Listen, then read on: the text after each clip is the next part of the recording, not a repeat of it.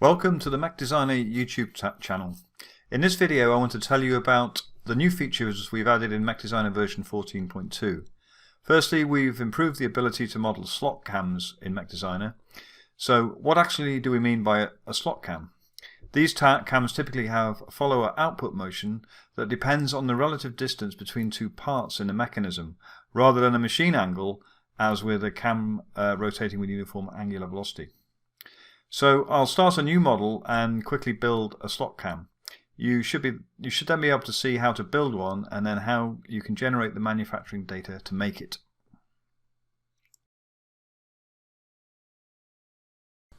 Okay, so start by adding a new mechanism.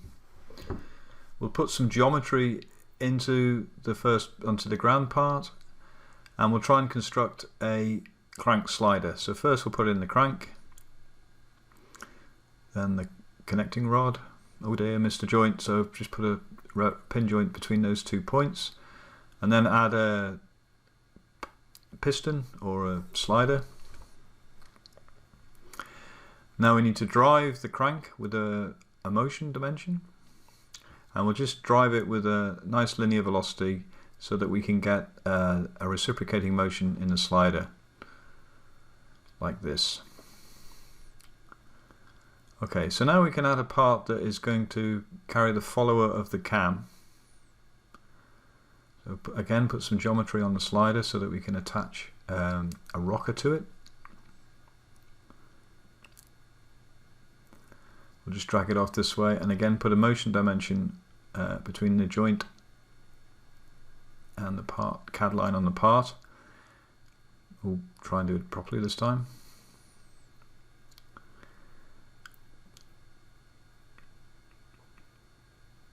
We'll add a motion. We've got to connect up some sort of non-linear motion to the part.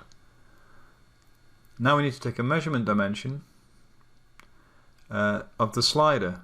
So we want to measure the slider's position, and we're going to use that measurement to drive the motion of the rocker we've just added to the slider. So we take the measurement a wire from the measurement into the motion, and then into a gearbox, because we're probably going to want to control the amplitude of the rocker. Yeah, and sure enough, the rocker amplitude is far too large, so we'll just knock that down a bit to 30% of what it was. Okay, and now we can add the cam. Well, add the roller first before we add the cam. So we'll just put the roller on the end of that CAD line, put a dimension on it, put a roller that's 40 diameter.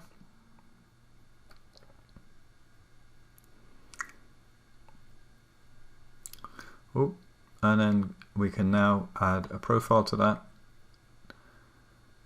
and now we're in a position to add a cam, a 2D cam.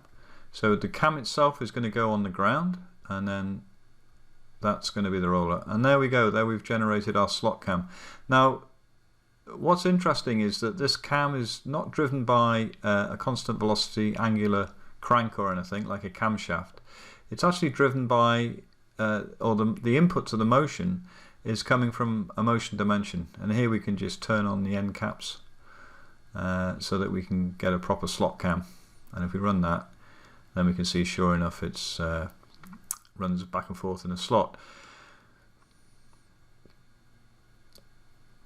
Probably the amplitude is still a bit too big, so I'll knock it down to half of what it was, 15%, and okay, it now starts to look a bit more workable.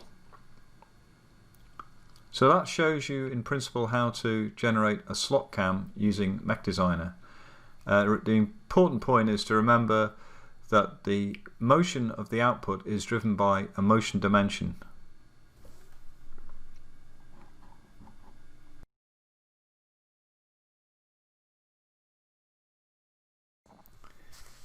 We have done some work on improving the servomotor and gearbox sizing algorithms. This is especially useful when sizing motors and gearboxes that are powering non-linear mechanisms. Typically, if the motor gearbox is driving a linear mechanism, for example a mass attached to the end of a ball screw, The selection can be made by choosing a gearbox ratio that minimizes the motor torque, in which case the ratio should be made as close as possible to the root of the ratio of the load and motor inertia. Unfortunately, if the motor gearbox is driving a non-linear mechanism such as a crank slider, then the concept of reflected inertia, if that is a concept, breaks down. In a mechanism, the reflected inertia of the mechanism and load becomes much more complex. In fact, it has no real meaning. In these cases, it becomes much easier to use the load torque to size a motor gearbox combination. To demonstrate this, I have developed a model of a crank slider that we need to drive using a servomotor and gearbox. The purpose of the mechanism is to take an ingot from a stack and load it into a conveyor of some type which is not shown. I'm sure that when you see the example, you'll see what I mean. This particular example can be downloaded from our website.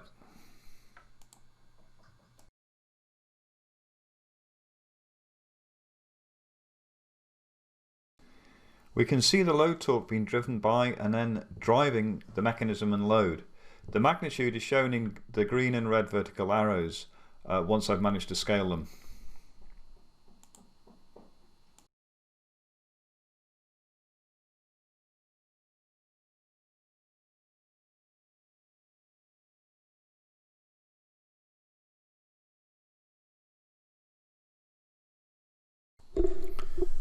MechDesigner needs the masses and inertias of all the moving parts and assemblies in order to calculate the torques and forces being exerted on the joints. The best way to do this is link your MechDesigner model to a SolidWorks model by importing the solids directly. MechDesigner not only imports the solids geometry, but also gets the mass properties calculated by SolidWorks. The model shown here in SolidWorks has 4 assemblies, 3 of which are moving: the slider, crank and connecting rod. I also need to import the ingot, however this requires special attention as its mass properties must be removed over a specified range of mechanism configurations. These have been imported into MechDesigner. I'll do a video tutorial later on tricks and tips for importing solids into MechDesigner. Now that we have modelled our mechanism and added all the mass properties onto the appropriate CAD lines, we can start looking at which motor and gearbox will be suitable to provide power. First off, we need to edit the joint that is going to be powered by the motor and gearbox. So double clicking on this symbol will open the selection dialog. On the left hand side are 2 windows showing the currently selected gear head and motor parameters. On the right is the main selection dialog. This allows you to select gear and motor manufacturers and ultimately models. The lower area displays the torque speed curves for the gearbox on the right and the motor on the left. You can show the limit boxes of currently selected motors and gearboxes. These give you an idea of the capabilities of the motor or gearbox compared with the load.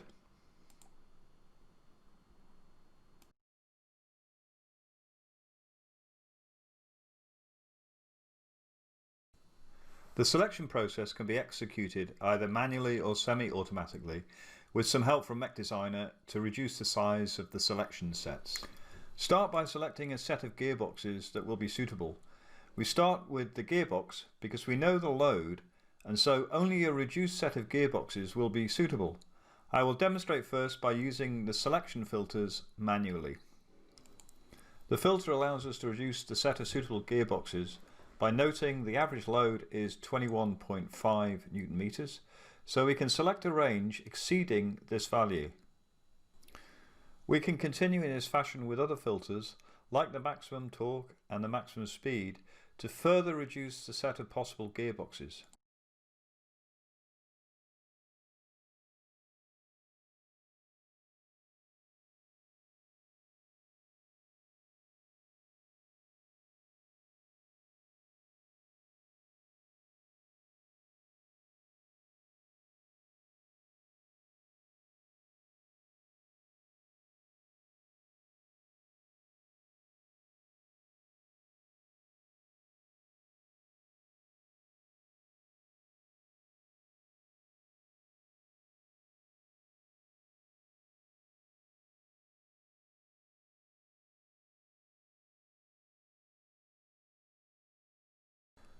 Once we've made a gearbox selection by clicking on one in a list, MechDesigner will recalculate the motor torque for each motor which has a matching shaft diameter.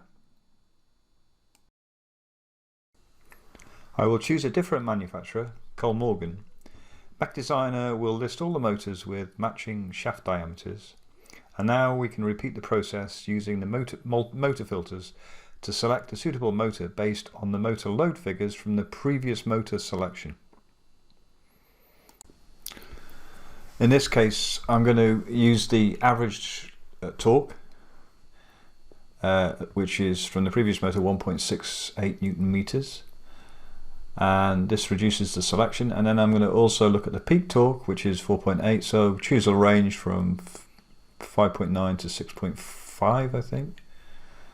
This will reduce the selection set to an even smaller number, and then we'll select the motor. And we can see from the torque speed curve that there are some outliers. Then we can proceed in an iterative fashion if some of the parameters fail the selection test. For example, if the motor speed is too high, we can reduce the ratio and then repeat the motor selection. So the sequence above shows this process speeded up until we arrive at a good solution.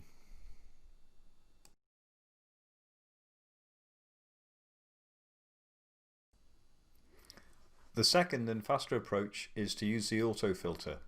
This will reduce the gearbox selection set based on load torque and speed. Only gearboxes which have sufficient capacity will be selected. Furthermore, you can set an upper limit on the rated torque as a factor of the average load torque. This is so you can limit the size of gearboxes.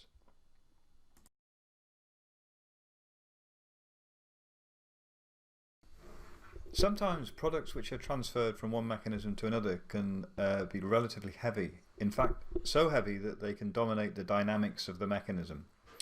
It is important to be able to turn their mass off when they are no longer controlled by the mechanism. The reduced mass of the mechanism can be exploited by accelerating it faster while requiring the same load torque as when loaded with product. I can demonstrate the advantage of this feature by using the previous example mechanism. The sequence below shows that the product disappears at 200 degrees machine angle. Importantly, not only its visibility changes, but also its mass disappears. I have added some graphs to the animation so that we can understand the relationship between the load torque and the motion of the crank. On the left, we have a plot of load torque against machine angle, and on the right, the design motion of the crank, showing the position, the velocity, and at the bottom, acceleration. I have designed a large asymmetry in the crank motion. As the product is loaded, the maximum acceleration on the forward stroke is 25% of that acting on the return stroke when the product has been unloaded. However, this disparity in segment acceleration is not reflected in the load torque, which remains in balance on both forward and return strokes. The pattern function block will control the visibility and mass properties of a solid imported onto a CAD line. In this case, the relevant CAD line is called Box In Slider. I can select it as shown in the pattern dialog and then edit its visibility state in the diagram shown.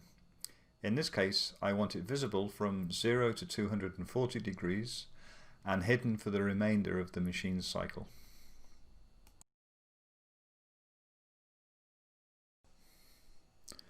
Okay, that's it for what's new in MechDesigner 14.2. This was a very quick run through the new features. If you need any help using the new features, then please do contact us at support@psmotion.com.